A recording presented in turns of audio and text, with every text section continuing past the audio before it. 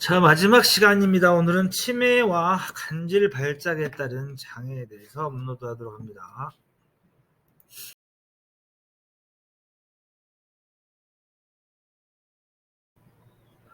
자, 치매와 간질 발작의 장애 지급률 정도를 봐볼까요? 치매는 CDR 척도 점수에다가 20만 곱하면 장애 지급률이 나와요. CDR 척도 5점일 경우에 100%, 4점일 때 80%, 3점일 때 60%, 2점일 때 40%, CDR 척도만 평가하면 치매는 장애 지급률이 결정이 됩니다. 치매는 크게 문제가 없어요. 정신과에서 CDR 척도 검사 후에 평가되는 부분이고 CDR 척도만 보면 됩니다. 자, 간질 발작은 70%, 40%, 10%로 심한 뚜렷한 약간의 간질 발작을 규정하고 있고 세부적인 기준은 후설하도록 하겠습니다. 치매 판정 기준을 한번 봐보도록 하겠습니다. 치매를 하면 정상적으로 성숙한 뇌가 질병이나 외상 후 기질적 손상으로 파괴되어 한번 획득한 지적 기능이 지속적 또는 전반적으로 저하되는 것을 말한다라고 규정되어 있습니다. 치매의 장애는 임상적인 증상뿐만 아니라 뇌 영상 검사를 기초로 진단해야 되며 18개월 이상 지속적인 치료 후 평가를 합니다. 다만 진단 시점에 이미 극심한 치매 또는 심한 치매로 진행된 경우에는 6개월간 지속적인 치료 후 평가합니다. 치매 장애는 전문의 정신건강의학과 신경과에 의한 임상 치매 척도 검사 결과에 따른다라고 규정되어 있습니다.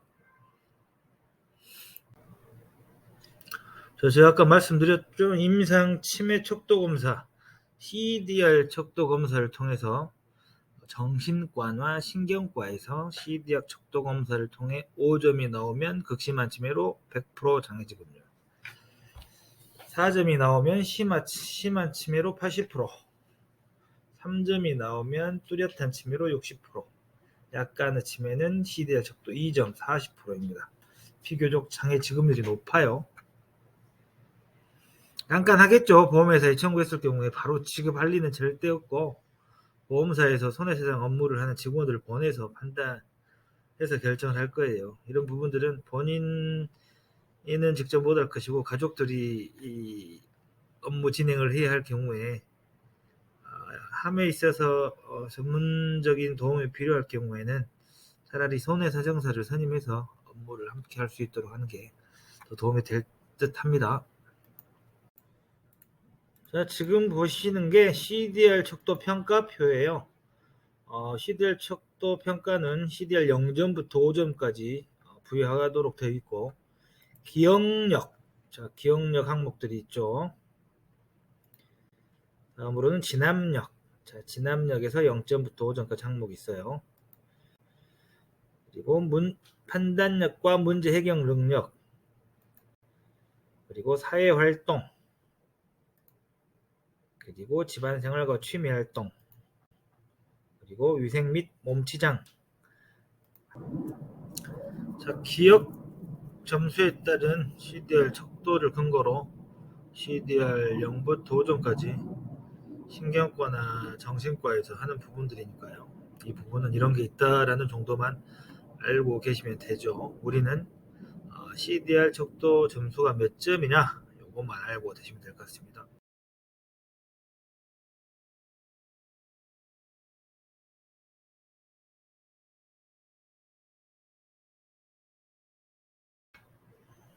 자, 다음은 간질 발작과 관련된 장애 판정 기준에 대해서 봐볼게요.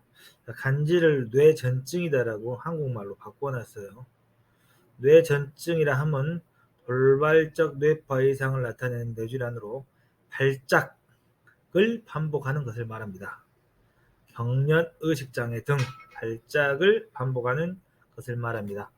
간질 환자들 혹시 보신 적 있으시죠? 자, 간질 발작의 빈도 및 양상은 지속적인 항간전제 약물로도 조절되지 않은 간질을 말하며 진료 기록에 기재되어 객관적으로 확인되는 간질 발작의 빈도 및 양상을 기준으로 합니다. 라고 기준이 마련되어 있습니다. 무조건 기록이 돼야 돼. 기록이. 차트에 기록이 되든 혹시 간질 발작 후에 그 상황에서는 병원에 못 갔다고 하더라도 발작이 있은 후에 병원에 바로 가셔가지고 몇 분 전에 간질 발작을 어떻게 했었다.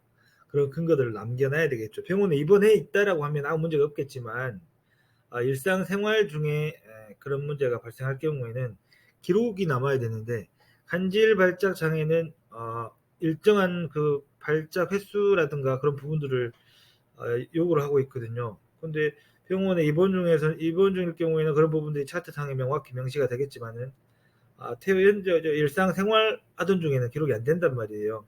근데라고 해서 우리가 뭐 메모지에 적어놨다라고 해서 그걸 뭐 보험사가 객관적인 자료로 인정해주지 않을 거니까 일상생활에서 혹시라도 발작이 발생해서 증상이 나타났을 경우에는 바로 병원으로 이동해서 몇 시 몇 분 정도의 어떤 증상으로 발작이 있어서 왔다라고 하고 진료를 받은 후에 진료 기록을 명확히 남겨놓는 게 간질 발작 장애에 따른 보상을 받는 팁이라고 할 수 있겠습니다.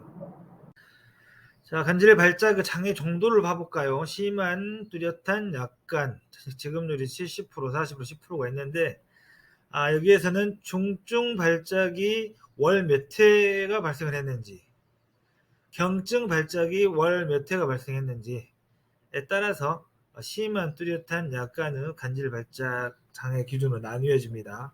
자, 먼저 중증 발작이 어떤 경우인지 한번 봐볼까요?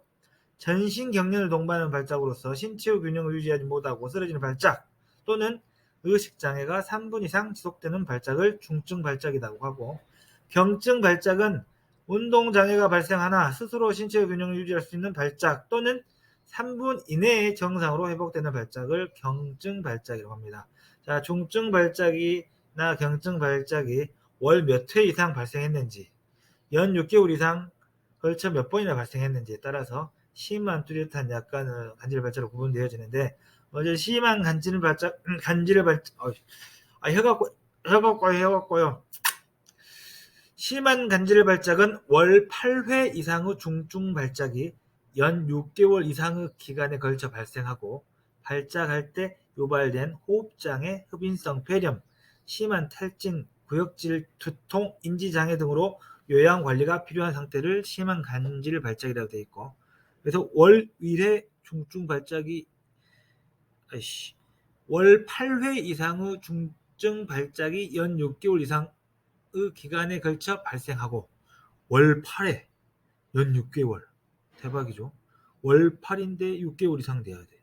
뚜렷한 간질 발작은 월 5회 이상이고 월 5회 이상의 중증 발작 또는 월 10회 이상의 경질 해갖고 월 10회 이상의 경증 발작이 연 6개월 이상의 기간에 걸쳐 발생. 쉬운 게 아니에요. 약간은 간질 발작은 월 1회 이상의 중증 발작 또는 월 2회 이상의 경증 발작이 연 6개월 이상의 기간에 걸쳐 발생하는 상태라고 명시하고 있어요. 읽어보시면 쉽게 이해되시죠? 이 정도. 이것도 간질 발작 이런 기록들이 참으로 중요하니까 일상생활 중에 발생했을 경우에는 꼭 메모해서 바로 병원으로 가서 병원 차트에 기록을 남겨두어야지만 보상받는데 아무런 애로사항이 없을 거예요.